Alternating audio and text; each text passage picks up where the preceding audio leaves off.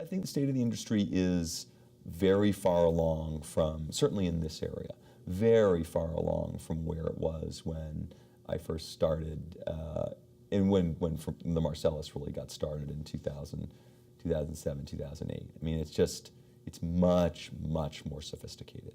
And I think that there are a number of innovations, very significant innovations that are underway right now that will make this whole thing even better than it first appears. Better wells, more efficient operations across the board.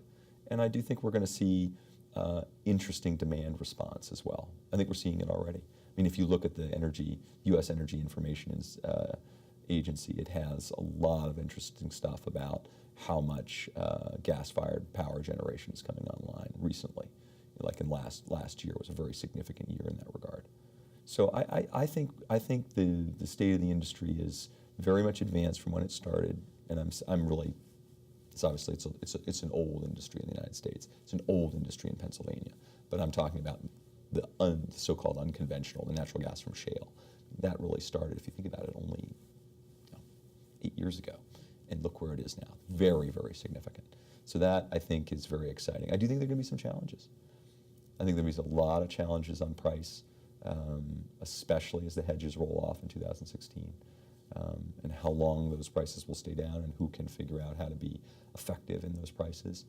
And those price ranges is going to be interesting.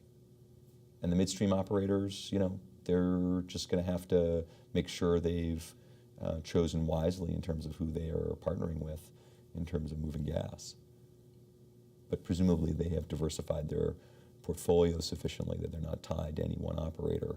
And if that operator, and whether or not that operator is going to be innovative and successful, or whether they're going to be stagnant and